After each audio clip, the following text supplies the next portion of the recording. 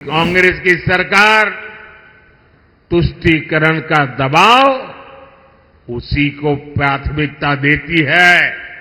उनके लिए नेहा जैसी बेटियों की जिंदगी की कीमत नहीं है। देश की जनता के आंख में क्यों धूल झोंक रहे हो कांग्रेस के लोग?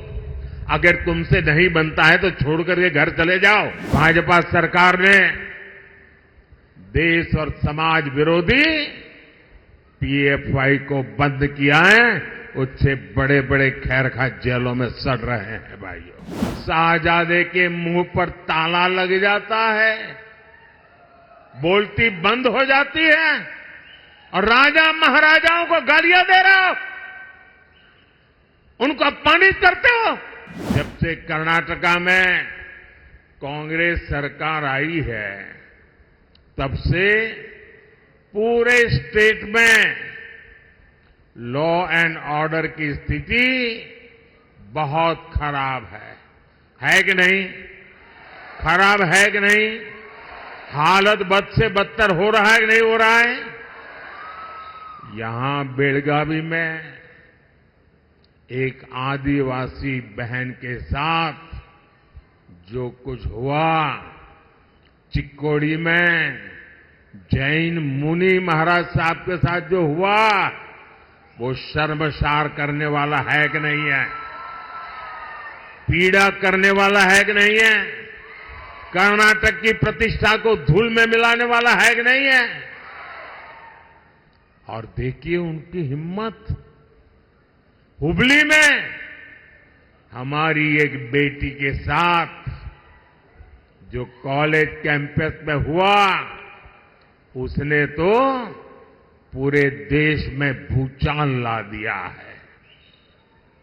उस बेटी का परिवार एक्शन की मांग करता रहा, लेकिन कांग्रेस की सरकार तुष्टीकरण का दबाव उसी को प्राथमिकता देती है।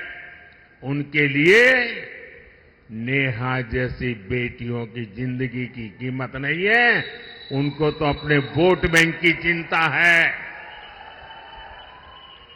बेंगलुरु के कैफे में बम धमाका हुआ, तब भी कांग्रेस ने शुरुआत में इसे लेकर गंभीरता ही नहीं है। यहां तक कह दिया ये तो गैस का सिलेंडर फटा था। देश की जनता के आंख में क्यों धूल झोंक रहे हो कांग्रेस के लोग? अगर तुमसे नहीं बनता है तो छोड़ करके घर चले जाओ।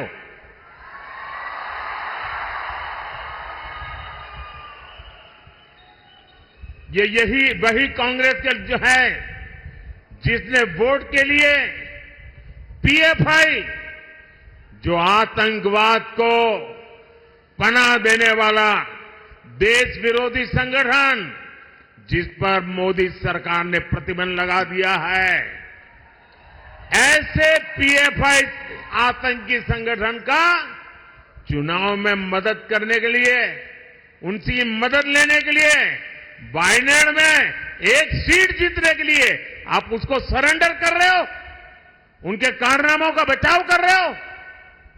लेकिन भाजपा सरकार ने देश और समाज विरोधी पीएफआई को बंद किया है। उससे बड़े बड़े खैरखा जेलों में सड़ रहे हैं भाइयों।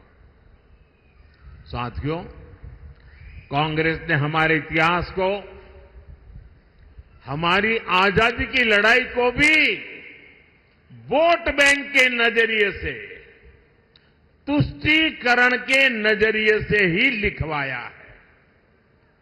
और आज भी ये कांग्रेस के शहजादे उसी पाप को आगे बढ़ा रहे हैं।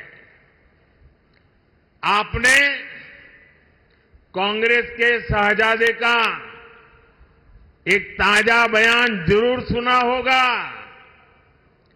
ये शहजादे का कहना है कि भारत के राजा, भारत के महाराजा ये अत्याचारी थे, ये गरीबों की जमीन छीन लेते थे, जब मर्जी पड़े तब उनका सब हड़प कर लेते थे।